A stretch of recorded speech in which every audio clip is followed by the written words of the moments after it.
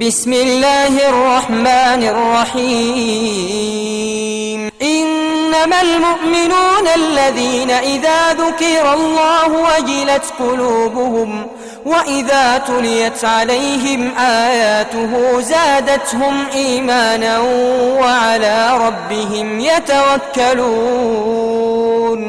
الذين يقيمون الصلاة ومما رزقناهم ينفقون أولئك هم المؤمنون حقا لهم درجات عند ربهم ومغفرة ورزق كريم. بسم الله الرحمن الرحيم. إن الحمد لله نحمده ونستعينه ونستغفره ونعوذ بالله من شرور أنفسنا ومن سيئات أعمالنا، من يهده الله فلا مضل له ومن يضلله فلا هادي له، ونشهد أن لا إله إلا الله وحده لا شريك له، ونشهد أن محمدا عبده ورسوله. إن خير الحديث كتاب الله، وخير الهدي هدي محمد صلى الله عليه وسلم، وشر الأمور محدثاتها، وكل محدثة بدعة، وكل بدعة ضلالة، وكل ضلالة في النار. ثم أما بعد، سبحانك لا علم لنا إلا ما علمتنا إنك أنت العليم الحكيم.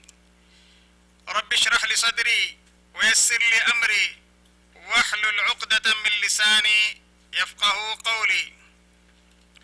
اللهم انفعنا بما علمتنا وعلمنا ما ينفعنا وارزقنا علما ينفعنا، ربنا زدنا علما. اللهم إنا نعوذ بك من علم لا ينفع، ومن عمل لا يرفع، ومن عين لا تدمع، ومن قلب لا يخشع، ومن نفس لا تشبع، ومن دعوة لا يستجاب لها. اللهم زينا بزينة الإيمان واجعلنا هداة مهتدين.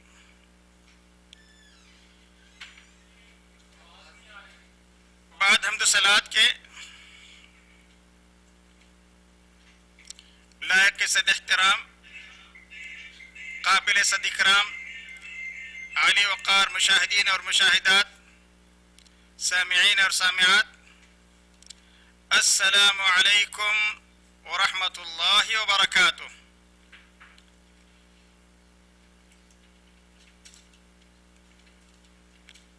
قال الأمير المؤمنين في الحديث محمد بن إسماعيل ابن إبراهيم رحمه الله تعالى: كتاب الإيمان، باب أمور الإيمان. قال حدثنا عبد الله بن محمد الجعفي قال حدثنا أبو عامر العقدي قال حدثنا سليمان بن بلال عن عبد الله بن دينار عن أبي صالح عن أبي هريرة رضي الله تعالى عنه عن النبي صلى الله عليه وسلم قال: الإيمان 67 شعبة، والحياء شعبة من الإيمان. وفي رواية لمسلم عن أبي هريرة رضي الله تعالى عنه قال: قال رسول الله صلى الله عليه وسلم: الإيمان 67 أو 67 شعبة، فأفضلها قول لا إله إلا الله، وأدناها إماتة الأذى عن الطريق، والحياء شعبة من الإيمان. رواه البخاري في كتاب الإيمان. حضرت ابو ہریرہ رضی اللہ تعالیٰ عنہ سے روایت ہے کہ نبی اکرم صلی اللہ علیہ وسلم نے ارشاد فرمایا: ایمان کے 60 سے زیادہ، اور ایک دوسری روایت کے مطابق 70 سے زیادہ شعبے ہیں. ان میں سے سب سے بلند اعلیٰ، اور ایک روایت میں افضلها سب سے افضل، ایک روایت میں ارفعها سب سے اونچا، سب سے بلند، سب سے افضل، سب سے اونچا ایمان کا شعبہ، ایمان کی شاخ کلمہ توحید لا الہ الا اللہ کہنا ہے، اور سب سے کم ترین شعبہ راستے سے تکلیف دہ چیزوں کو ہٹانا ہے، اور حیا بھی ایک عظیم ایمان کا ایک عظیم شعبہ ہے۔ گزشتہ درس میں دینی بھائیوں، اسلامی ماں اور بہنوں، ہم نے امام بخاری رحمۃ اللہ علیہ کی عادت مبارکہ آپ کے سامنے واضح کر دی تھی کہ ہر باب سے پہلے امام بخاری قرآنی آیات کا حوالہ دیتے ہیں، پھر حدیث پیش کرتے ہیں۔ تو اس باب میں بھی امام بخاری رحمۃ اللہ علیہ نے سورہ بقرہ کی آیت نمبر 177 177 کا حوالہ دیا ہے، جس کو آیت البر کہا جاتا ہے، اور پھر سورۃ المؤمنون کی جو پہلی آیت ہے قد افلح المؤمنون، اس کا حوالہ دیا ہے۔ اس تعلق سے ہماری تفصیلی گفتگو ہو چکے ہیں۔ آج ہم اس حدیث کے جو فوائد اور مسائل ہیں اس پہ گفتگو کریں گے۔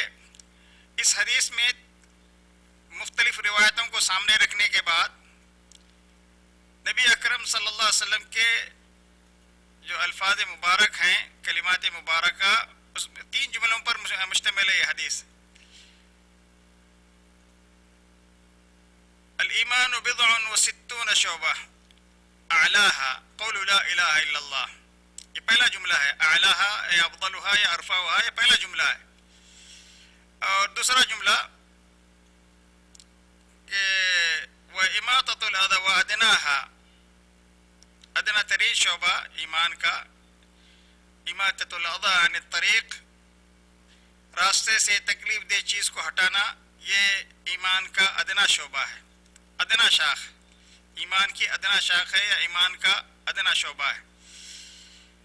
اور ایک دوسری روایت میں، اور امام بخاری نے اس حدیث کے جو الفاظ ہیں مختلف روایتوں میں، صحیح بخاری میں کئی جگہ پہ والحیاء شعبۃ من الایمان، اور میں نے آپ کو اس وقت گزشتہ درس میں بتایا تھا کہ شعبۃ میں جو تنوین بالضم ہے، 2 پیش ہیں، وہ تعظیم کے لیے ہے کہ حیا بھی ایمان کا ایک عظیم ترین شعبہ ہے۔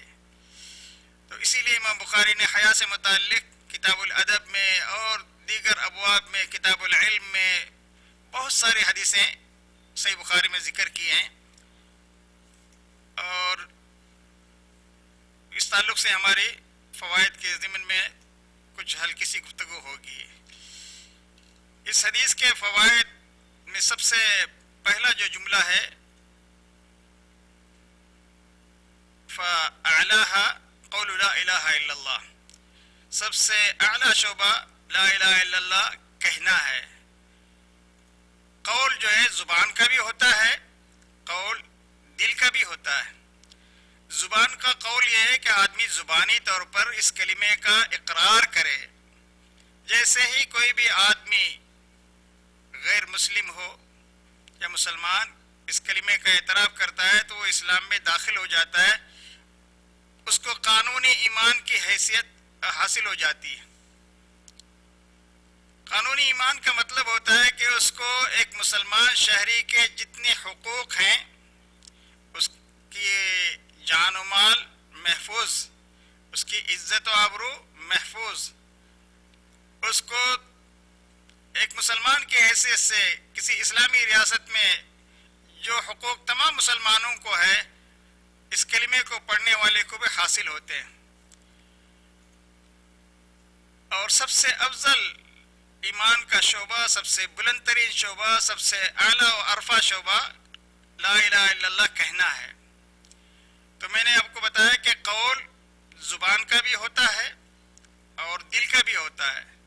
زبان کا قول زبانی طور پر اس کا اقرار کرنا، اور دل کا قول دل کا اعتقاد اور اس کی تصدیق، دل میں یقین رکھنا اس کلمے پر۔ اس کلمے کے بارے میں اگر ہم گفتگو کرنا چاہیں تو بڑی طویل ترین گفتگو ہے۔ اس کلمے کے شرائط، اس کلمے کے تقاضے، تو اس کلمے کی شرائط میں بنیادی 7 شرطیں ہیں، جس میں پہلی شرط ہے کہ اس کلمے سے ہماری محبت ہونی چاہیے۔ اس کلمے کے جو تقاضے ہیں ان کو پورا کرنا چاہیے. جیسے ہم مسلمان ہوتے ہیں تو اس کلمے کا تقاضا یہ ہے کہ اس کلمے سے ہم محبت کریں. اس کلمے کا ایک دوسرا تقاضا ہے کہ ہم اس کلمے کا جو تقاضا ہے وہ ان کو پورا کرنے میں اللہ اور اس کے رسول کی اطاعت کریں, تابعداری کریں. اللہ اور اس کے رسول کی طرف سے جو بھی فرامین آئے اس کی تصدیق کریں. تو اس کلمے کو ماننے والوں سے محبت کریں. اللہ کو جو چیزیں پسند ہیں ان سے محبت کریں. اللہ کو جو چیزیں ناپسند ہیں ان سے اظہار بیزاری کریں. تو بہت ساری شرطیں ہیں اس کلمے کی, بہت سارے تقاضے ہیں. اس پہ ہماری گفتگو اگر ہم اس پہلو کو چھیڑ دیں تو بات بڑی لمبی ہو جائے گی. تو کتاب الایمان میں اس حدیث کو لانے کی غرض امام بخاری کی جو غرض ہے وہ یہ ہے کہ امام بخاری یہ ثابت کرنا چاہتے ہیں کہ ایمان صرف اور صرف ارکان اسلام پر مشتمل نہیں ہے. ارکان اسلام کے علاوہ جو پہلی حدیث میں امام بخاری نے ذکر کیا تھا یہ ثابت کرنا چاہتے ہیں کہ ارکان اسلام کے علاوہ بھی ایمان کے بہت سے شعبے ہیں, 70 کے قریب یا 80 کے قریب شعبے ہیں. تو بہرکیف یہاں اس حدیث میں ایمان کا اعلیٰ شعبہ اور ادنا کی تعین تو ہو گئی, لیکن ایمان کی فروعات کیا ہیں, اس کی شاخوں کی تعداد متعین نہیں ہوئی. وہ عدد مبہم ہے, 60 سے اوپر یعنی 70 کے قریب یا 70 سے اوپر 80 کے قریب. اور اس کا اللہ کے نبی صلی اللہ علیہ وسلم نے یہ مبہم عدد کیوں استعمال کیا, اس کا فائدہ میں درس کے آخر میں بیان کروں گا. ایسا عربی زبان کا ایک اسلوب ہے اور یہ اسلوب کیوں استعمال کیا جاتا تھا اس کو بھی میں آپ کے سامنے بتاؤں گا. بہرکیف ساتھیوں, اس حدیث کے متعلق ایمان کے شعبوں سے متعلق بہت سارے محدثین نے ایمان کی شاخوں کو اپنی ایک مستقل تصنیفات میں جمع کرنے کی کوشش کی ہے. اور اس میں میرے اپنے ناقص علم کے مطابق امام بیہقی رحمۃ اللہ علیہ نے کتاب شعب الایمان کے نام سے ایک مستقل تصنیف تالیف کی ہے, اور اس کتاب کی تحقیق ہو چکی ہے. صحیح شعب الایمان, خالد العق رحمہ اللہ نے اس کی تحقیق کی ہے, بہت شاندار کتاب. اسی طریقے سے امام ابو عبید اللہ حلیمی رحمہ اللہ اور حافظ ابن حجر رحمۃ اللہ علیہ فتح الباری میں بڑی شاندار وضاحت کی ہے ان ایمان کی شاخوں کی. ان میں سر فہرست امام ابن حبان, صحیح ابن حبان میں سب سے پہلے جنہوں نے ایمان کی شاخوں کے تعلق سے جستجو شروع کی اور جستجو کے بعد ایک نتیجے پہ پہنچے. امام ابن حبان کہتے ہیں کہ میں نے ایک دفعہ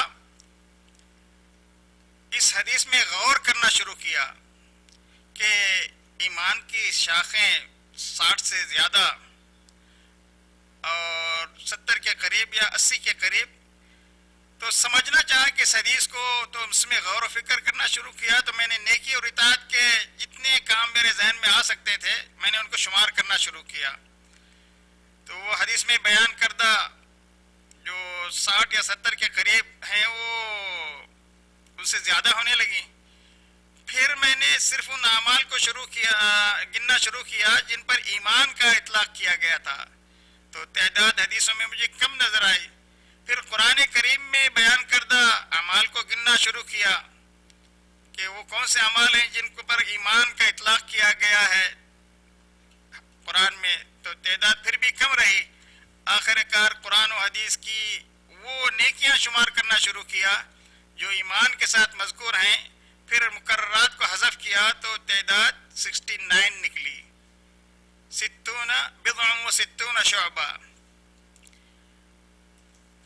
امام بخاری کی صحیح بخاری کی بہت سارے لوگوں نے شرحیں لکھی ہیں جن میں مشہور شرح فتح الباری ہے, اور امام کرمانی کی بھی ایک شرح بڑی مشہور ہے الکوکب الدراری شرح صحیح البخاری کے نام سے. یہ تفصیلات امام کرمانی کی صحیح بخاری کی شرح سے آپ کے سامنے پیش کی جا رہی ہیں، اور اس کو صاحب ہدایت القارئ ابو فضیلت الشیخ ابو محمد عبدالستار الحماد حفظہ اللہ نے صحیح بخاری کی جو اردو میں دارالسلام سے چھپی ہے اس میں ذکر کیا ہے۔ بہرکیف امام بخاری امام بیہقی رحمہ اللہ نے اس حدیث کی شرح کرتے ہوئے میں نے آپ کو بتایا کہ ایک مستقل تصنیف پیش کی ہے، اور اس میں اور بھی بہت سارے علماء ہیں۔ نبی اکرم صلی اللہ علیہ وسلم کا یہ فرمان کہ الایمان بضع و ستون شعبہ، اور صحیح مسلم کی روایت کے مطابق بضع و سبعون شعبہ فاعلاها قول لا الہ الا اللہ، سب سے بلند شعبہ لا الہ الا اللہ ہے۔ لا الہ الا اللہ ایمان کا معنی بیان کرنے کے لیے امام بخاری رحمۃ اللہ علیہ نے سورہ بقرہ کے آیت نمبر 177 کا حوالہ دیا، جس میں ایمانیات کا بھی ذکر ہے، ایمان کے 5 ارکان بیان کیے گئے ہیں، اور اعمال کا بھی، فضائل اعمال کا بھی ذکر ہے، اور فضائل اخلاق کا بھی ذکر ہے، معاملات کا بھی ذکر ہے۔ تو یہ سارے امور مل کر دین کا ایک صحیح تصور پیش کرتے ہیں۔ صرف ارکان اسلام دین کا مکمل تصور نہیں ہے، تو ہمارے دین کی بنیاد علم وحی پر رکھی گئی ہے، اور علم وحی کا تعلق غیبیات سے ہے، اور ارکان ایمان میں اور اس کے علاوہ جتنے ایمانیات کا تعلق ہے وہ غیبیات سے متعلق ہے۔ اس حدیث یہ ایک مختصر سی گفتگو، فَأَعْلَاهَا قَوْلُ لَا إِلَهَ إِلَّا اللَّهِ، ایمان میں سب سے پہلے اللہ کی ذات پر ایمان، تو اللہ کی ذات پر ایمان کے لیے 6 بنیادی امور کا علم بے حد ضروری ہے۔ ایمان باللہ کے ارکان وہ کہے جاتے ہیں 6 بنیادی امور۔ ایمان کے ارکان 6 ہیں اور اسلام کے ارکان 5 ہیں۔ تو ایمان کے ارکان نبی اکرم صلی اللہ علیہ وسلم نے حدیث جبریل میں بیان کیے ہیں۔ جبریل علیہ السلام نے حدیث جبریل میں اس کی مختلف روایت کو جمع کرنے کے بعد معلوم ہوتا ہے کہ جبریل علیہ السلام نے پیارے نبی صلی اللہ علیہ وسلم سے 5 سوالات کیے تھے۔ اس میں سے پہلا سوال ایمان سے متعلق تھا۔ تو جبریل علیہ السلام کے سوال کے جواب میں نبی اکرم صلی اللہ علیہ وسلم نے فرمایا کہ اللہ کی ذات پر ایمان۔ تو اللہ کی ذات پر ایمان کا مطلب یہ ہے کہ ہم اللہ تعالی کے منفرد وجود پر ایمان لائیں۔ اللہ کی جو حیات ہے وہ بے مثال ہے، اس کے وجود کے جیسا کسی کا وجود نہیں، اس کی زندگی کے جیسا کسی کی زندگی نہیں۔ تمام مخلوقات کی زندگی عدم سے وجود ان کو بخشا گیا ہے، عدم سے شروع ہوتی ہے، پہلے ان کی کوئی حقیقت نہیں تھی۔ هل اتى على الانسان حين من الدهر لم يكن شيئا مذكورا۔ پھر اللہ تعالیٰ نے عدم سے انسان کو وجود بخشا، اور ساری مخلوقات عدم سے وجود میں آئی سوائے اللہ کی ذات کی۔ اللہ کی ذات وہ هو الاول والآخر والظاہر والباطن، اللہ کی ذات وہی اول ہے، الذي ليس قبله شيء۔ نبی اکرم صلی اللہ علیہ وسلم نے اول کی تفسیر صحیح مسلم میں بیان فرمائی۔ تو پہلی بنیادی چیز اللہ پر ایمان کے لیے اللہ کے وجود کو بے مثال اور منفرد تسلیم کرنا۔ پھر اللہ تعالیٰ کی ربوبیت، اللہ اپنے ربوبیت میں بھی منفرد ہے۔ تیسری چیز، اللہ اپنے الوہیت میں بھی منفرد ہے، اللہ اپنے اسماء اور صفات میں بھی منفرد ہے، اور اللہ تعالیٰ اپنے حاکمیت مطلقہ میں بھی منفرد ہے۔ اسی کو اولیت مطلقہ بھی حاصل ہے، اسی کو آخریت مطلقہ بھی حاصل ہے، اور وہی ظاہر بھی ہے، وہی باطن بھی ہے۔ تو بہرکیف ایمان کی بنیادی ایمان باللہ کے 6 ارکان ہیں۔ بقیہ ایمان کے ارکان کے بھی بہت سے بنیادی باتیں ہم حدیث جبریل جب پڑھیں گے، زندگی نے اگر وفا کی تو انشاءاللہ وہاں تفصیل سے اس پہ گفتگو ہوگی۔ اس حدیث کا دوسرا جملہ ہے وَأَدْنَاهَا إِمَاطَةُ الْأَذَى عَنِ الطَّرِيقِ۔ ایمان کا ادنا اور اعلیٰ شعبہ ذکر کرنے کے بعد ادنے شعبے کی طرف نبی اکرم صلی اللہ علیہ وسلم نے رہنمائی فرمائی کہ راستے سے تکلیف دہ چیزوں کو ہٹانا. تکلیف دہ چیزیں دو طرح کی ہو سکتی ہیں. ایک جسمانی تکلیف پہنچانے والی چیزیں، دوسری نفسیاتی اور روحانی تکلیف پہنچانے والی چیزیں. اور اس کے علاوہ بہت سی چیزیں اس حدیث کی ایک بڑی پیاری شرح ایک چھوٹے سے کتابچے میں پاکستان کی ایک عالمہ فاضلہ عبد منیب کے نام سے موسوم ہیں، انہوں نے بڑی عمدہ شرح کی ہے. اور اگر ایمان کی ادنا شاخ کے نام سے اگر انٹرنیٹ پہ اویلیبل ہے تو ڈاؤن لوڈ کر کے پڑھ سکتے ہیں. اور اگر ہمیں وقت ملا تو ہم اس پہ بھی گفتگو کریں گے. والحیاء شعبۃ من الایمان، اس حدیث کا یہ تیسرا جملہ ہے. نبی اکرم صلی اللہ علیہ وسلم نے شرم و حیا کو بھی ایک ایمان کی عظیم ترین عظیم الشان شاخ بتایا. میرے قریب ساتھیوں، یہاں ایک سوال آپ کے ذہن میں آ سکتا ہے. یہ جو نبی اکرم صلی اللہ علیہ وسلم نے ایمان کی شاخوں کا تذکرہ فرمایا ہے، اور کیا ان ایمان کی شاخوں پر، ایمان کے شعبوں پر ایمان لانے کے لیے ان تمام شاخوں کا علم اور ان کی معرفت شرط ہے یا ضروری ہے یا نہیں ہے؟ اس سلسلے میں اس حدیث کی بہت سارے محدثین نے شرح لکھی ہے اور بہت سارے محدثین نے مستقل تصنیفیں ذکر کی ہیں. سبوں کا یہ کہنا ہے کہ ان شاخوں پر ایمان لانے کے لیے 70 سے زیادہ یا 60 سے زیادہ 70 کے قریب یا 80 کے قریب جو شاخیں بتائی گئی ہیں، ان تمام کو جان کر ایمان لانا ضروری نہیں ہے اور سب کے بس کی بات بھی نہیں. یہ علماء کا کام ہے، محدثین کا کام ہے، مفسرین کا کام ہے.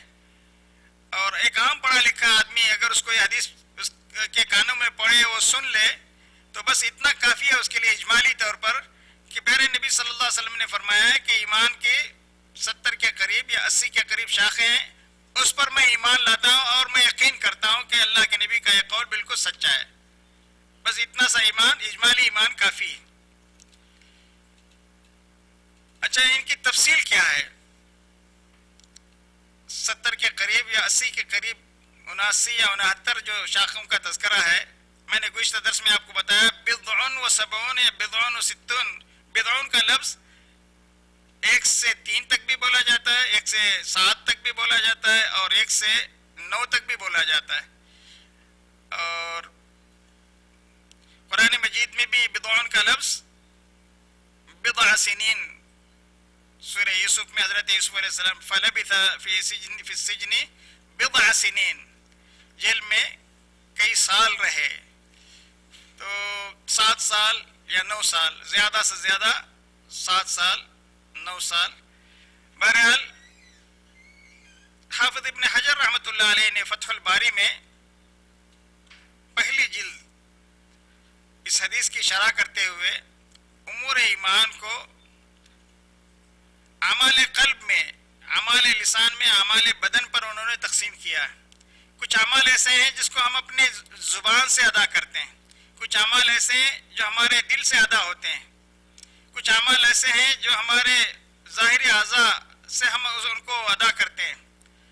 تو پوری ان کی تقسیم کی ہے تو قلب کے جو اعمال ہیں وہ 24 ہیں. تو قلب سے ادا ہونے والے اعمال کی شاخیں یا شعبے وہ 24 انہوں نے بتایا. پھر زبان سے جو ادا ہونے والے ایمان کے شعبے اور شاخیں ہیں وہ 7 بتایا. اور اسی طریقے سے بدن کے جو اعمال ہیں تو وہ 38 شاخیں بتائے. تو اس طرح سے کل 69 یا 69 یہ شعبے یا شاخیں ہو جاتی ہیں. اب اس کی تفصیل کچھ اس طرح سے انہوں نے بتائی ہے. پہلی جو قسم ہے دل سے تعلق رکھتی ہے، اعمال قلب. دوسری جو قسم ہے زبان سے تعلق رکھتی ہے، اعمال لسان. تیسری جو قسم ہے وہ اعمال بدن سے تعلق رکھتی ہے. جن اعمال کا تعلق دل سے ہے ان کی تفصیل بیان کرتے ہوئے کہتے ہیں کہ سب سے پہلی چیز جس ایمان کے شعبے کا تعلق ہے وہ اللہ پر ایمان، اور اس ضمن میں اللہ کی ذات پر ایمان، اس کے وجود پر منفرد، ذات مقدس جیسے کسی کی ذات نہیں ہے، اس کے وجود کے جیسے کسی کا وجود نہیں ہے، اس کی حیات کے جیسے کسی کی حیات نہیں ہے، وہ بے مثال ہے. لیس کمثلہ شیء وہو السمیع البصیر، سمیع بھی ہے، ہر چیز کو سنتا ہے، بصیر ہے، ہر چیز کو دیکھتا ہے، لیکن اس کے باوجود لیس کمثلہ شیء، اس کے مثل جیسے کوئی چیز نہیں ہے. سورہ شورى کی آیت نمبر 11 میں اللہ کا یہ فرمان. تو اللہ کی ذات، اس کی اسماء و صفات اور توحید پر ایمان، یہ بنیادی چیز ہے اللہ کی ذات پر ایمان میں.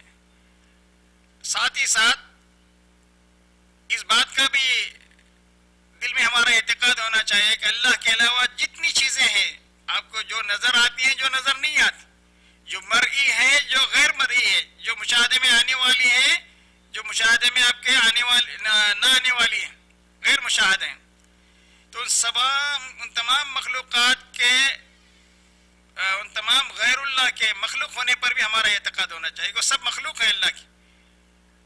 میں نے آپ کو ہمارے اللہ سے تعلق کی نوعیت کے بارے میں بتایا تھا کہ ہمارے اللہ تعالیٰ سے تعلقات کی جو بنیادیں وہ 3 ہیں.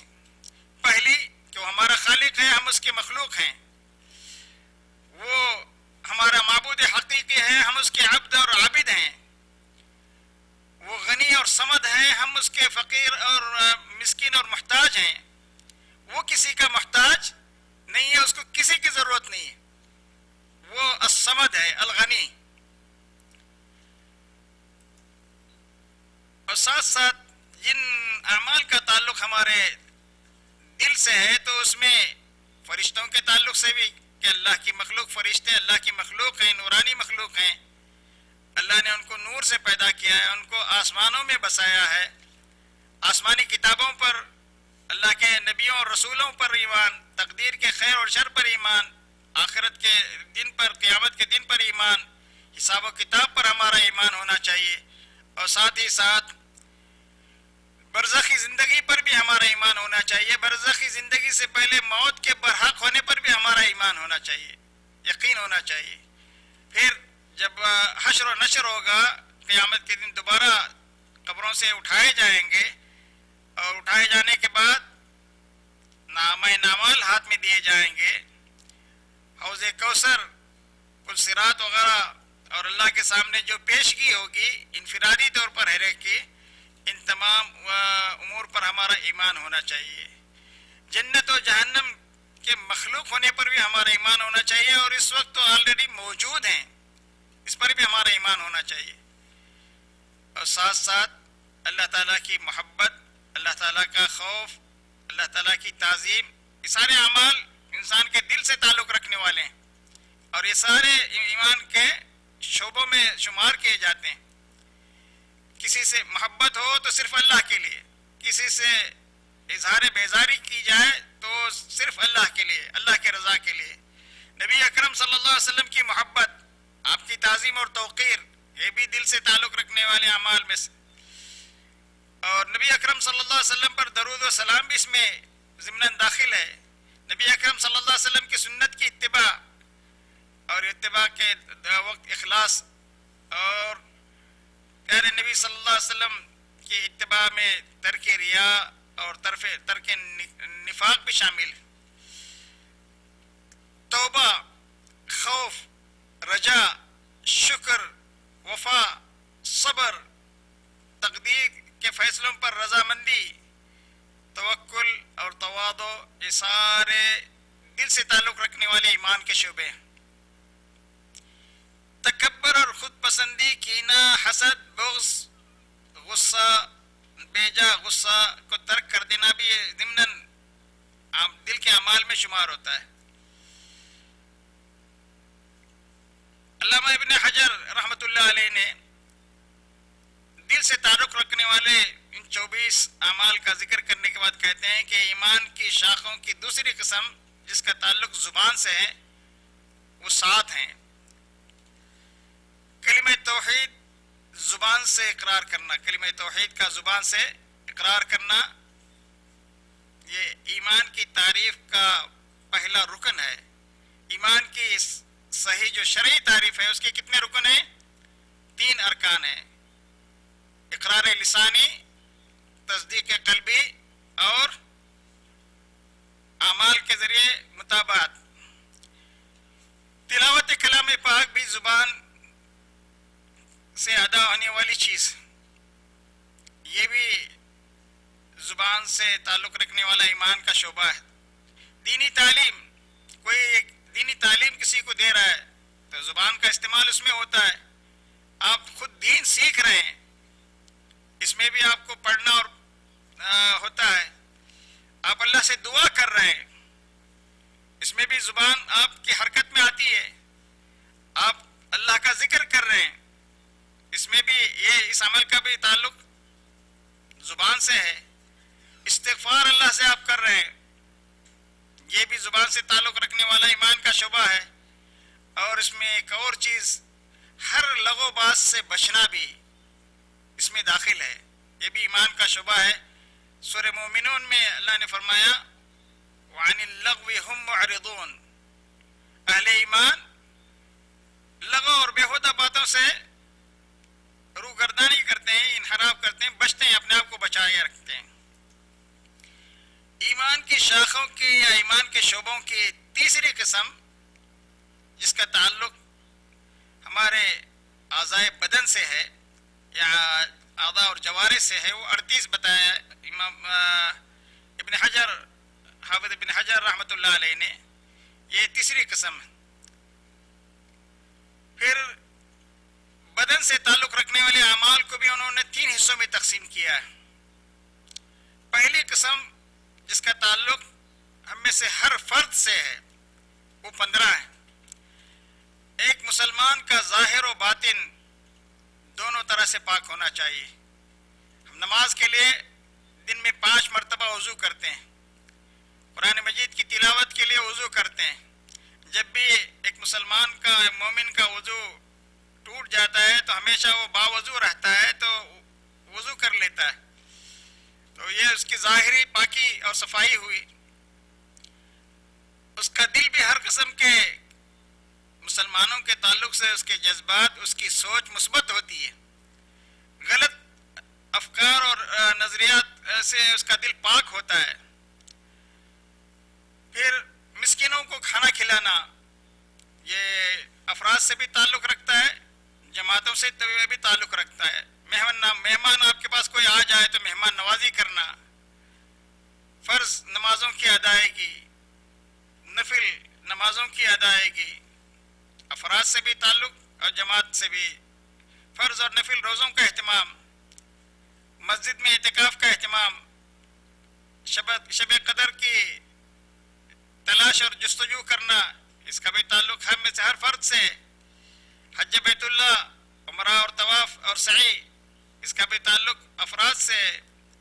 فتنوں کے دور میں ہر مسلمان کا اپنے دین و ایمان کے بچاؤ کی کوشش کرنا اور اس کے لیے ہجرت کرنا، اس کا بھی فرد مسلم سے تعلق، اور اس میں دار الکفر اور شرک سے ہجرت بھی داخل ہے اگر ممکن ہو سکے۔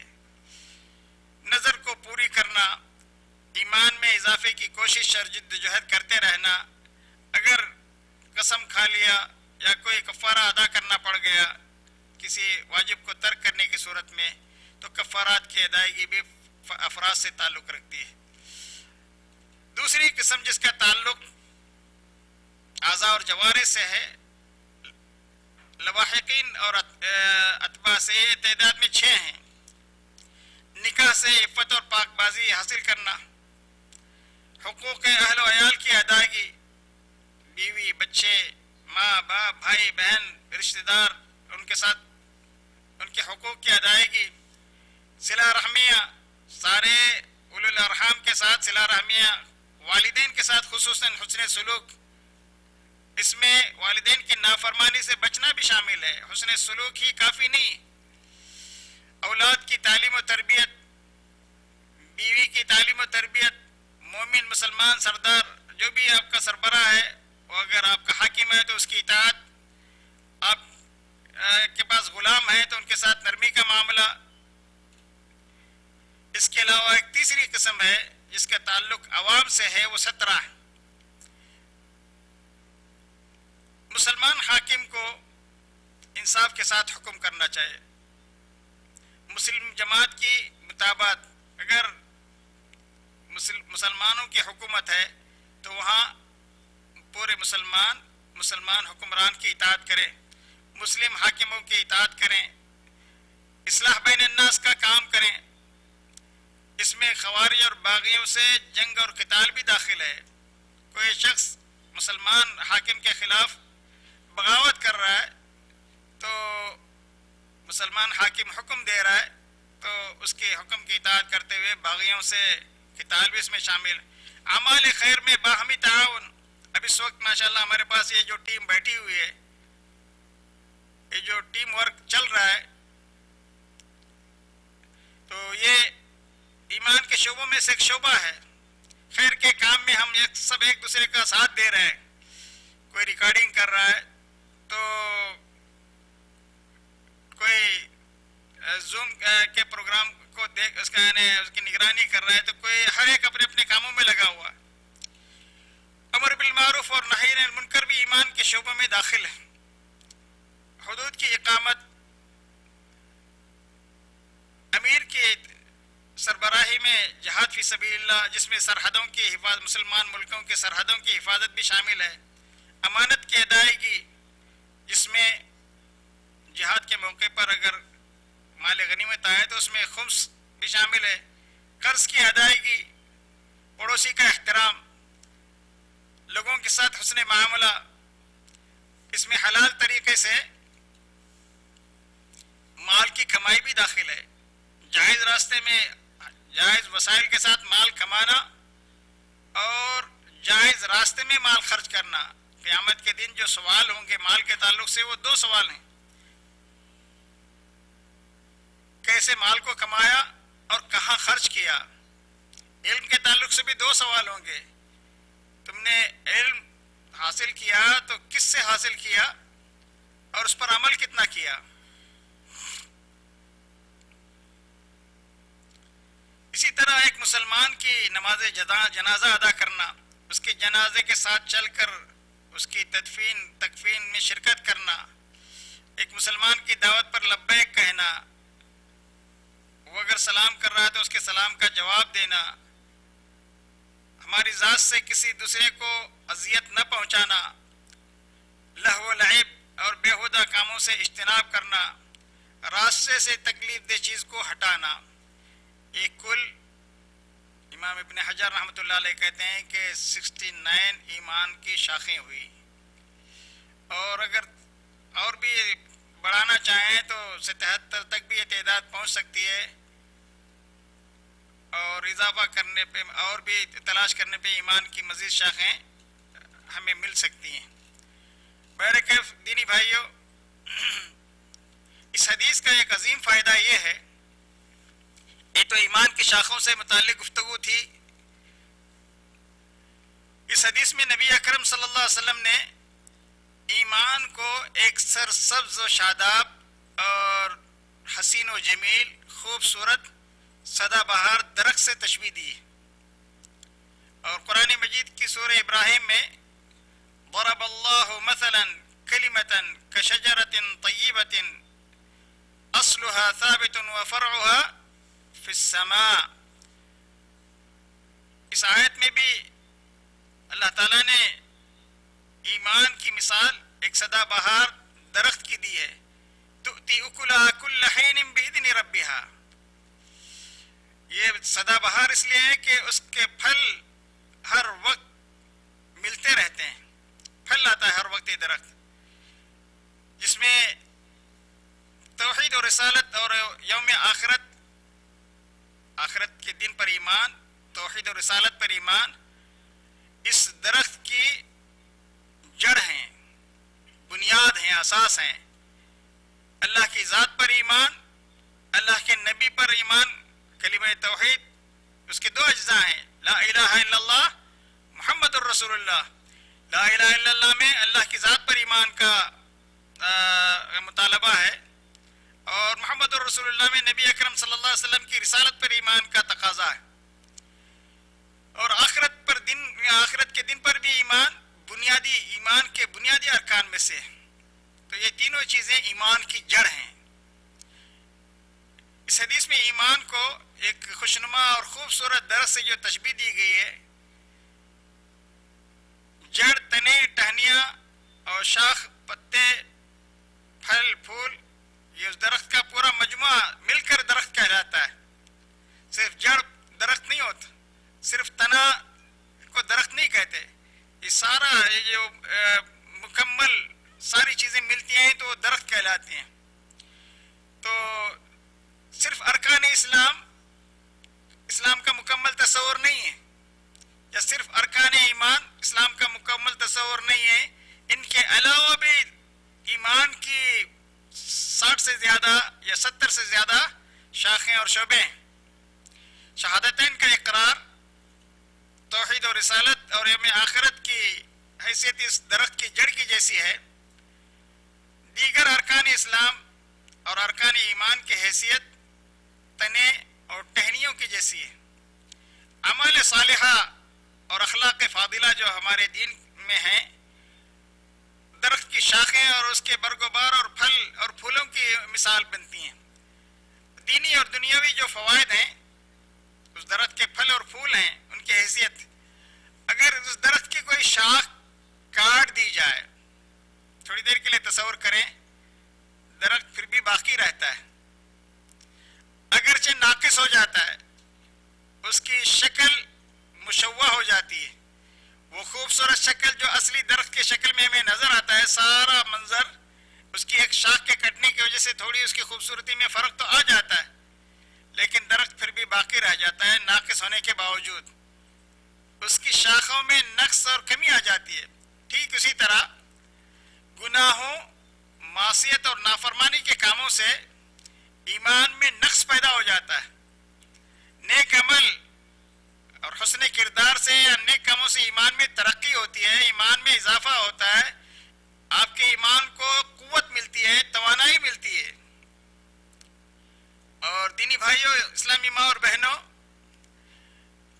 اس بات کو اچھی طرح یاد رکھیں کہ ایمان اور عقیدے کی خرابی کا جو اثر ہے ہمارے اعمال میں بہرحال ظاہر ہو کر رہتا ہے۔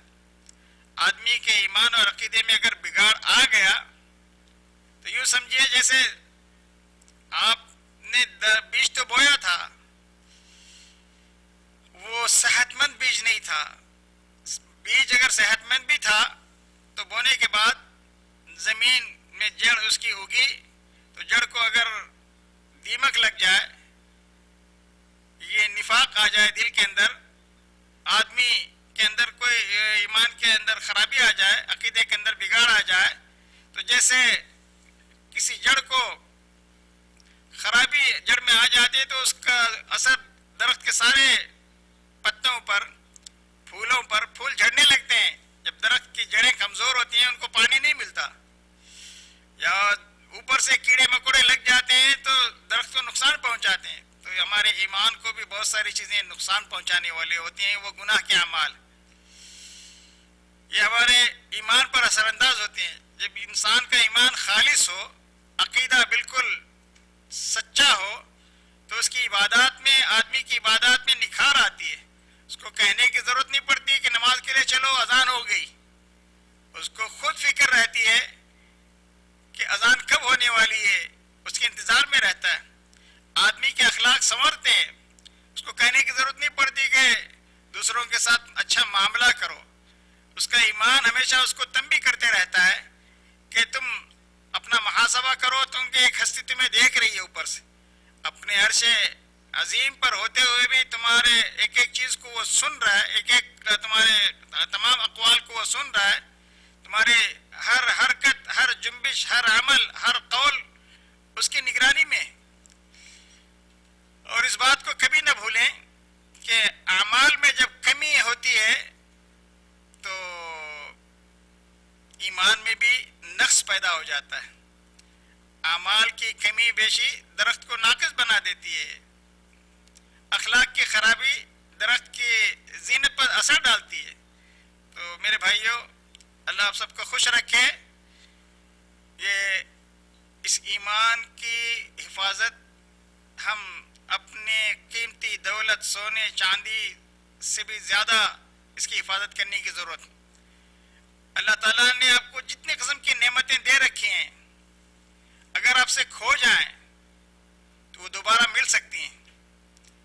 ایمان کی دولت اگر آپ سے کھو جائے تو آپ نے سب کچھ کھویا. سب کچھ آپ کے پاس سارے بینک بیلنس ہے، گاڑیاں ہیں، بنگلے ہیں، نوکر چاکر ہیں، بیوی بچے ہیں، ہر طرح کی دنیاوی آسائشیں موجود ہیں، اور ایمان آپ کا کھو گیا ہے، ضائع ہو گیا ہے، نقص اور اس میں کمی آ گئی ہے. تو میرے بھائیوں، سب کچھ ہوتے ہوئے بھی آپ کے پاس بہت کچھ آپ نے کھو دیا ہے. ایک عبارت پڑھنے کو ملی، ایک لوحہ کسی جگہ لکھا ہوا تھا، من فقد اللہ ماذا وجد ومن وجد اللہ ماذا فقد. جس نے اللہ کو پایا اس نے کیا کھویا؟ دنیا اس کی کھو گئی، زمین جائیداد، بینک بیلنس، پراپرٹی، بیوی بچے، سب سارے رشتہ دار اس سے ایک ایک کر کے جدا بھی ہو گئے. ایمان اس کا محفوظ ہے تو اس کی کوئی چیز ضائع نہیں ہوئی، کیونکہ ایمان کی بنیاد پر دنیاوی سعادت بھی اس کو ملتی ہے اور اخروی سعادت بھی اس کو نصیب ہوتی ہے. بہرکیف اس بات میں کوئی شک و شبہ نہیں ہے کہ ساری نیکیاں، نیک اعمال ایمان کی شاخیں ہیں. ان میں سب سے اہم، سب سے افضل، سب سے اعلیٰ جو نیکی ہے وہ کلمہ توحید لا الہ الا اللہ کا زبان سے اقرار، کیونکہ اسی کے نتیجے میں ایمان کے دیگر فوائد ایک مسلمان کو حاصل ہو سکتے ہیں. زبان سے اقرار کیے بغیر آدمی کا ایمان معتبر نہیں ہے. اور ہمیشہ یاد رکھیں، کسی بھی نیکی کو معمولی مت سمجھیں. اسی لیے نبی اکرم صلی اللہ علیہ وسلم نے اعلیٰ سے اعلیٰ ترین نیکی کا تذکرہ فرمایا اس حدیث میں، اعلیٰہا افضلہا ارفعہا، سب سے اونچی، سب سے بولیں بلند، سب سے افضل نیکی کلمہ توحید کا اقرار، ایمان باللہ، ایمان بالآخرہ ہے، ایمان بالرسالہ. اور سب سے معمولی نیکی جو ہمیں سے ہر کوئی کر سکتا ہے، راستہ چلتے چلتے کانچ کہیں شیشہ ٹوٹا ہوا آپ نے دیکھا، ہٹا کے کچرے کے ڈبے میں آپ نے ڈال دیا.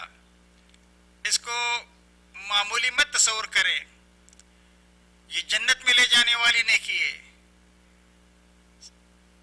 صحیح مسلم میں ایک شخص کا واقعہ بیان ہوا ہے. راستے میں ایک درخت لگا ہوا تھا، کانٹے دار. لوگ گزرتے تھے تو اس کو لوگوں کو گزرنے میں، لوگوں کی گزرگاہ میں تھا وہ درخت، تکلیف ہو رہی تھی.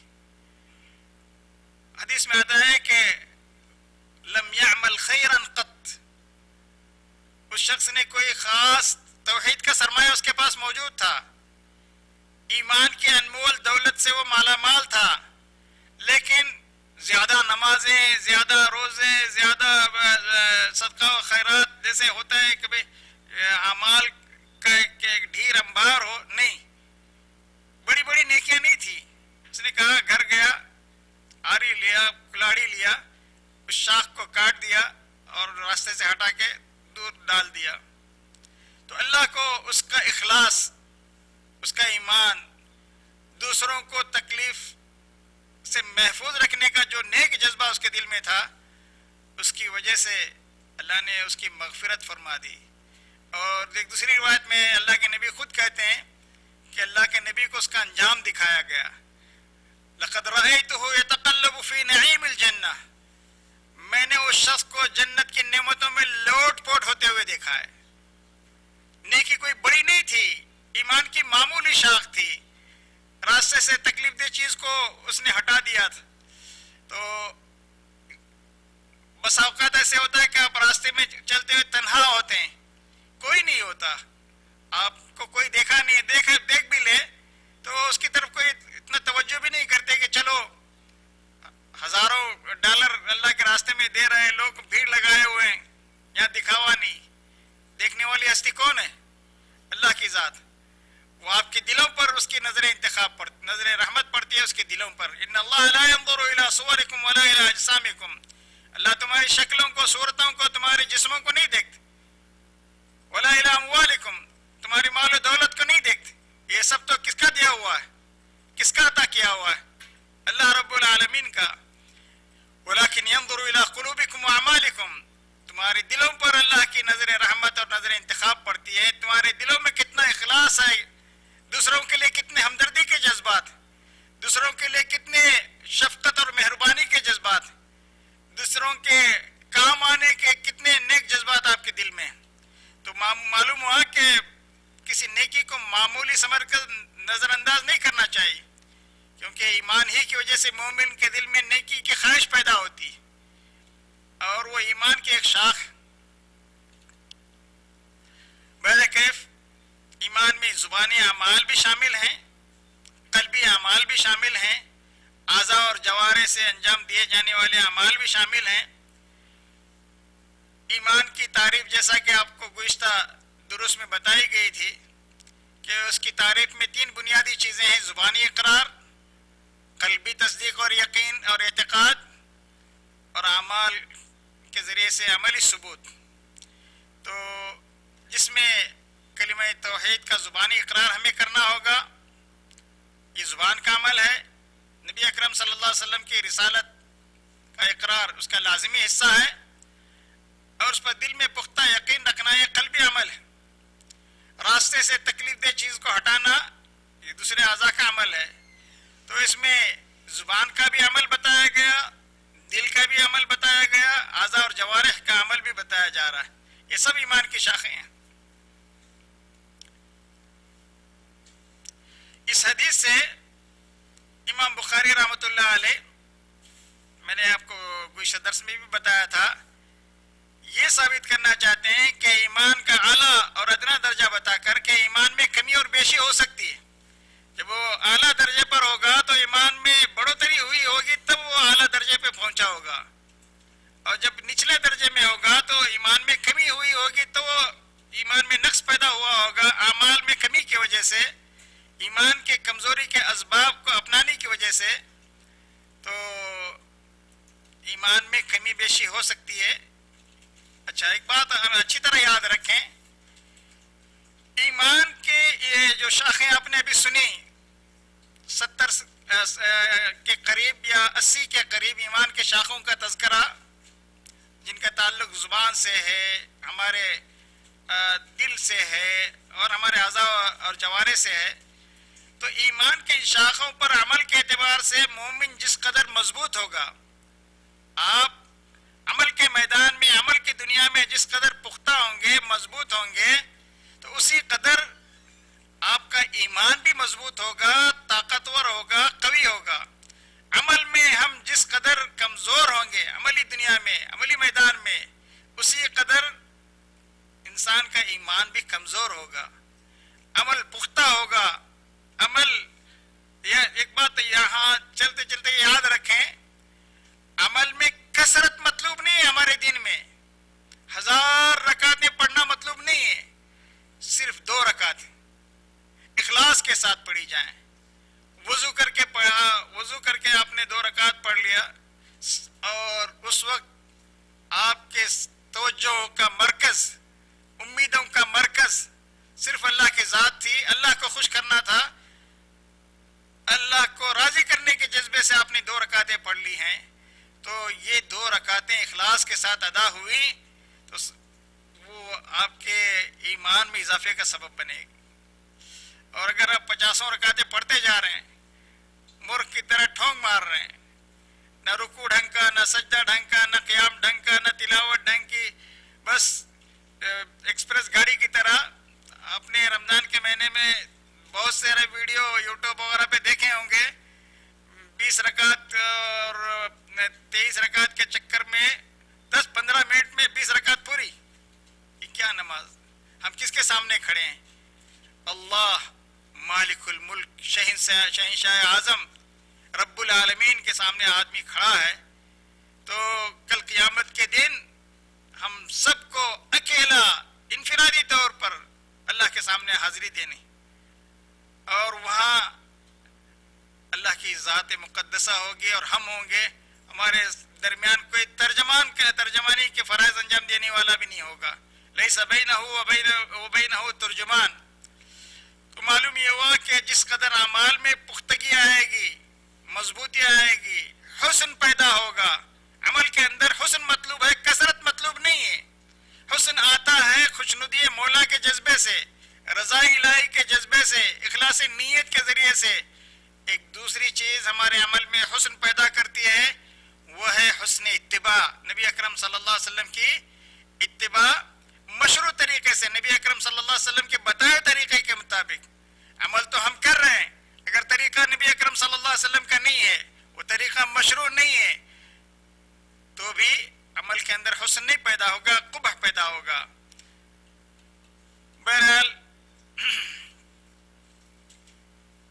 امام ابن تیمیہ رحمۃ اللہ علیہ کا ایک قول ہے، وہ کہتے ہیں کہ یہ بات واضح اور راجح ہے، زیادہ سے زیادہ غور و فکر واضح سے واضح تر دلیل کی وجہ سے دل کی جو تصدیق ہے اس میں زیادتی ہوتی ہے۔ قرآن مجید میں اللہ تعالیٰ کے ناموں میں آپ غور و فکر کریں، اس کے تقاضوں کو پورا کریں، اللہ کا صحیح تعارف اللہ کے اسماء و صفات کے ذریعے سے حاصل کرتے رہیں، تو آدمی کو جتنا اس کا یقین پختہ ہوگا، تصدیق مضبوط ہوگی، تو صدیقیت کے درجے کی طرف آدمی کا ہر قدم بڑھے گا، تو اس کا ایمان بھی دوسروں سے مضبوط ترین ہوگا۔ اسی طرح باقی اعضاء کے اعمال بھی اگر کم ہوں گے تو ایمان میں کمی آئے گی، اگر اعمال زیادہ ہوں گے اور ان کے اندر حسن جو مطلوب ہے وہ حسن ہم پیدا کرنے کی کوشش کریں گے، ہمارے اعمال بھی سنوریں گے، اخلاق بھی سدھریں گے، اعمال کی جو کجی ہے وہ بھی دور ہو جائے گی، ہمارا عقیدہ اگر صحیح سالم ہے، ایمان اگر صحیح سالم ہے، تو سمجھیے کہ ہمارے اعمال کے اندر نکھار آئے گی۔ علامہ ابن تیمیہ رحمۃ اللہ علیہ منہاج السنہ ان کی ایک کتاب ہے بڑی خوبصورت، صحیح سند کے ساتھ حضرت ابوبکر کے متعلق حضرت عمر رضی اللہ تعالیٰ عنہ کا ایک قول وہ نقل فرماتے ہیں، یہ حدیث بالکل صحیح ہے، کہتے ہیں کہ اللہ کی قسم، یہ کون کہتے ہیں؟ اللہ کے نبی کے جانشین صحابہ خلیفہ دوم حضرت عمر حضرت ابوبکر کے بارے میں کہتے ہیں، اللہ کی قسم اگر پوری امت محمدیہ کا ایمان ایک ترازو کے پلڑے میں رکھ دیا جائے، ترازو کے دو پلڑے ہوتے ہیں، پوری امت محمدیہ کا ایمان دو پلڑوں میں رکھا جائے، پورے امت محمدیہ کا ایمان ایک ترازو کے ایک پلڑے میں رکھا جائے اور دوسرے پلڑے میں حضرت ابوبکر کا ایمان رکھا جائے، تو حضرت ابوبکر کے ایمان والا جو پلڑا ہے وہ بھاری ہو کر جھک جائے گا۔ تو یہ قول بتا رہا ہے کہ ایمان بڑھتا بھی ہے گھٹتا بھی ہے، تمام کائنات کا ایمان ایک ہی جیسا نہیں رہتا، فرشتوں کا ایمان، نبیوں کا ایمان، جبریل امین کا ایمان، نبی اکرم صلی اللہ علیہ وسلم کا ایمان اور ایک عام امتی کا ایمان یکساں نہیں رہتا، بلکہ ہر ایک کا ایمان اس کے حسن عقیدہ، اس کا پختہ ایمان، دل کی یقینی شعوری اور معرفی جو یقینی کیفیات ہوتے ہیں اس کے مطابق بڑھتا بھی ہے، اور ان کیفیات میں اس یقینی کیفیت میں کمی آنے کی صورت میں ایمان گھٹتا بھی۔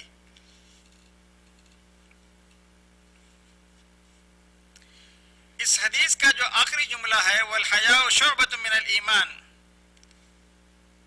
حیا بھی ایمان کی عظیم شاخ، حیا سے انسان کے اندر نیکی کا جذبہ پیدا ہوتا ہے، اعمال صالحہ کا داعیہ پیدا ہوتا ہے، حیا سے انسان ایمان کے منافی جو امور ہیں ان سے بچتا ہے، گناہوں سے بچتا ہے، حیا سے انسان اعلیٰ اور پسندیدہ اخلاقی قدروں کا حامل بنتا ہے، حیا دین اسلام کی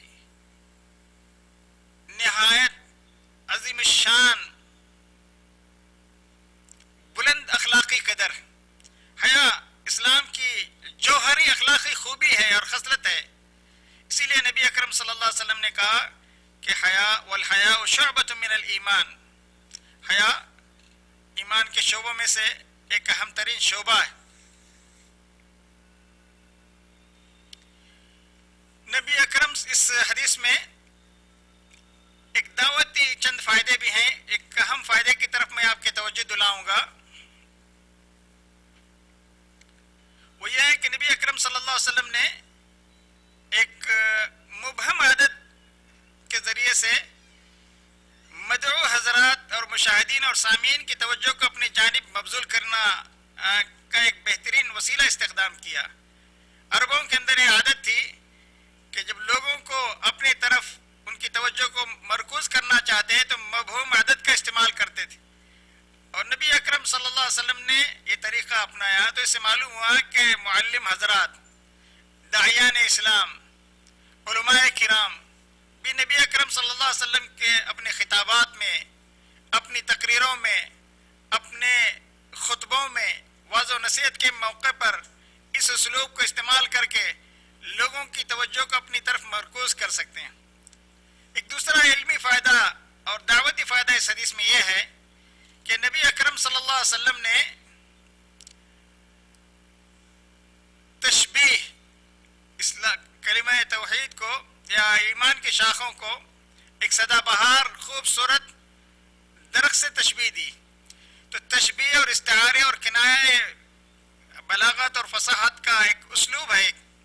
تو اس طرح کے اسلوب بھی داعیان اسلام کو، علماء دین کو، خطباء کو، مدرسین کو، واعظین حضرات کو اپنانا چاہیے، کیونکہ یہ نبی اکرم صلی اللہ علیہ وسلم کا طریقہ ہے. رمضان المبارک کے آخری عشرے کے متعلق نبی اکرم صلی اللہ علیہ وسلم نے جو طاق راتوں میں شب قدر کو تلاش کرنے کی بات کی ہے، تو وہاں بھی آپ دیکھیں کہ پورے آخری عشرے کا آپ نے ذکر کیا کہ ان طاق راتوں میں 21، 23، 25، 27 اور 29ویں رات میں ایک رات آپ متعین کر دیتے ہیں تو 1000 مہینوں سے بہتر رات، ایک رات جاگ کر عبادت کر لینا کوئی مشکل نہیں ہے. لیکن تاکہ نبی اکرم صلی اللہ علیہ وسلم کی امت پورے آخری عشرے کی 5 راتوں میں اس رات کو پانے کے لیے عبادت میں لگے رہیں، آپ نے وہاں مبہم عدد کا استعمال فرمایا. مؤکد اور متعین کر کے نہیں بتایا کہ 27ویں رات ہی کو آپ لیلۃ القدر کی جستجو کر کے عبادت میں لگے رہے. تو اس سے بھی معلوم ہوا کہ یہ اسلوب ہمیں اپنانا چاہیے. اس حدیث کے بڑے فوائد ہیں، بہت زیادہ فوائد ہیں. اس پہ علماء نے بہت لکھا ہے. تو خلاصہ یہ ہے دینی بھائیوں، اسلامی ماں اور بہنوں، بندہ مومن جس قدر اللہ تعالیٰ اور اس کے اسماء گرامی اور صفات اولیاء کی معرفت میں کامل ہوگا، اسی کے بقدر اس کے دل میں اللہ کی عظمت پیدا ہوگی، اللہ کی جلالت قدر کی کبریائے اور عظمت اور اس سے بے پناہ محبت کے جذبات پیدا ہوں گے. اس کے عذاب اور اس کی گرفت سے بچنے کا جذبہ، اس سے خوف اور خشیت کے جذبات پیدا ہوتے جائیں گے. اللہ کی نافرمانیوں اور گناہوں کی دنیا سے وہ دور ہوتا جائے گا. برے معاشروں، بری صحبتوں سے اس کے تعلقات منقطع ہوتے جائیں گے. اللہ کی وسیع رحمتوں کے گھنے سایوں میں اس کی زندگی کے شب و روز گزرنے لگیں گے. عبادت اور اطاعت الہی کے کاموں میں مومن کو لطف آئے گا، مزہ آئے گا. بعض سلف صالحین کہا کرتے تھے، من کان باللہ اعرف کان له احب وکان منہ اخوف وکان بطاعته اقرب وبمعصیته ابعد وإلى سعة رحمته اطلب. جس کو اللہ کی سچی معرفت، صحیح پہچان حاصل ہو گئی، وہ اللہ سے سب سے زیادہ محبت کرنے والا بن جائے گا اور اللہ سے سب سے زیادہ ڈرنے والا بن جائے گا. خوف الہی سے وہ لرزاں اور ترسا رہے گا. گناہ ہونے کے بعد وہ اطمینان سے بیٹھا نہیں رہے گا. فوری طور پر بشری تقاضے کے تحت اگر اس سے گناہ ہو گئے تو فوری طور پر وہ کیا کرے گا؟ توبہ اور استغفار کی جانب اپنا قدم بڑھائے گا، اور پھر گناہ کے بعد فوری طور پر اطاعت کا کوئی نیکی کا کام کر لے گا، اس گناہ کو مٹانے کی کوشش کرے گا، اور ہمیشہ اس کی کوشش یہ ہوگی کہ گناہ اور گناہ کے ماحول اور برے ساتھیوں سے وہ اپنے آپ کو دور رکھے گا، اللہ کی رحمت کا وہ طلبگار بنے گا، ہمیشہ اللہ سے وہ مانگتا رہے گا۔ اس حدیث میں بڑے فوائد ہیں، اور میں نے بہت کوشش کی ہے کہ اس حدیث کو تقریباً 150 صفحے میں نے اس حدیث کی شرح لکھے ہیں، اور آپ کے سامنے چونکہ محدود وقت ہوتا ہے، لوگ 1 گھنٹے سے زیادہ بیٹھنا پسند نہیں کرتے، بلکہ آج کل ماحول یہ بن گیا ہے کہ یوٹیوب وغیرہ پہ جو ویڈیو اپلوڈ ہوتے ہیں 5 منٹ 2 منٹ اگر ہے تو ماشاءاللہ ہزاروں لوگ اس کو دیکھتے ہیں، بلکہ لاکھوں لوگ بھی دیکھتے ہیں، اور اگر کوئی ویڈیو آدھے گھنٹے سے زیادہ کی ہوئی 20-25 منٹ سے زیادہ ہوئی تو اس کو کوئی لوگ دیکھتے نہیں ہے، بہت کم لوگ دیکھتے ہیں، اور اگر 1 گھنٹہ یا 1 گھنٹے سے زیادہ بن گئی پہلے ہی اوپن کرتے فٹ سے بند کرو، یہ اتنا کون کس کے پاس وقت ہے؟ اور وہی کوئی فلم لگی ہو تو 3-3 گھنٹے کی فلمیں ہوا کرتی تھیں، لوگ کہتے تھے، بیٹھے رہتے ہیں لوگ، اور فلم ختم ہونے کے بعد بھی کیا ہٹ فلم تھی، کیا ہٹ گانے تھے اس کے اندر، اس فلمی ایکٹر کا کیا اس کا کردار تھا، کیا ایکٹنگ تھی، ہر ایک کے اوپر تبصرے اور کے لیے بھی ہمارے پاس گھنٹوں وقت رہتا ہے۔ دین اور ایمان اور عقیدے کے خاص طور سے ٹاپک کو سننے کے لیے، جس کا تعلق یہ ہے کہ ہمارا ایمان کا تعلق اس دنیا سے بھی ہے، ہماری قبر سے بھی ہے، ہمارے برزخی زندگی کے علاوہ آخرت سے بھی ہے، جنت میں جانے تک بھی ایک مومن کو اطمینان اور راحت نصیب نہیں ہوتی، تو جس چیز کا تعلق جنت میں جانے کے بعد بھی ہے، ہمارے ایمان کے بقدر ہمیں اللہ کے نبی کی قربت حاصل ہوگی، اور اللہ سے قربت حاصل ہوگی، اللہ کے دیدار کے لیے بھی جب مجلسیں جنت میں لگیں گی، اہل ایمان کے مقامات اور مرتبے کے مطابق وہاں بھی جس قدر آپ کا ایمان پختہ ہوگا اسی قدر آپ کو اللہ کا قرب نصیب ہوگا۔ تو میرے دینی بھائیوں، اس حدیث کے جو آخری 2 جملے ہیں، حیا اور راستے سے تکلیف دہ چیزوں کو ہٹانے والی، اگر وقت نے ساتھ دیا، صحت نے ساتھ دی اور زندگی نے وفا کی تو انشاءاللہ العزیز بہت علماء نے بہت لکھا ہے، حیا یہ اللہ تعالیٰ کی صفت ہے، اس کی اہمیت کے لیے یہی کافی ہے۔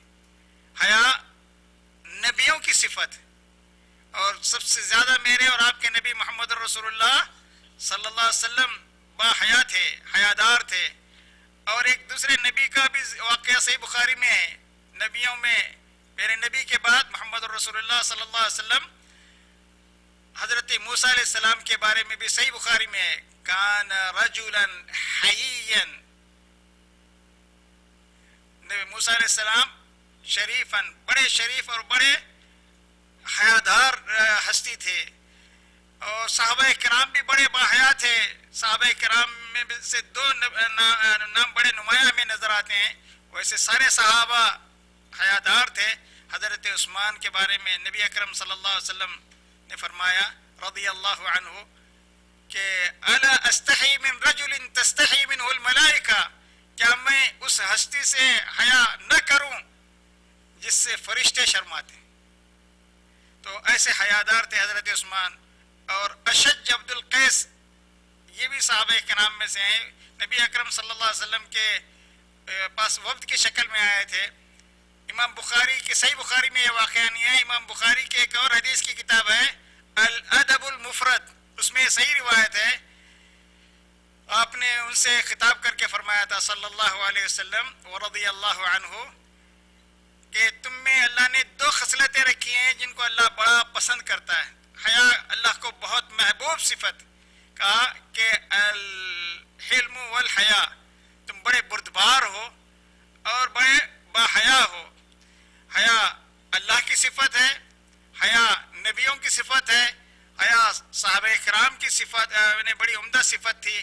حیا عورت کا زیور ہے، حیا عورت کا حسین ترین گہنا ہے، زیور ہے۔ اور اس حدیث کے تعلق سے حیا کے بہت سے فائدے ہیں، اور حیا کے اقسام وغیرہ امام ابن القیم نے حیا کی 10 قسمیں ذکر کی ہیں۔ اگر ان تمام پہ گفتگو کی جائے تو وقت بڑا لمبا ہو جائے گا۔ اللہ سے میری دعا ہے کہ اللہ تعالیٰ مجھے اور آپ کو ایمان کے شعبوں پر عمل کرنے کی توفیق عطا فرمائے، اور ہمارے ایمان کو اللہ تعالیٰ ہمیشہ تر و تازہ رکھے، اور ہمارے دلوں کو ایمان کی زینت سے مزین فرمائے، ہمیں اللہ ہادی اور مہدی بنائے، ہم کو خود ہدایت عطا فرمائے اور ہدایت دوسروں کو ہدایت دینے والا بنائے۔ وصلی اللہ علی نبینا محمد۔ سبحانک اللہم و بحمدک، اشہد ان لا الہ الا انت، استغفرک و اتوب الیک۔ السلام علیکم ورحمۃ اللہ وبرکاتہ۔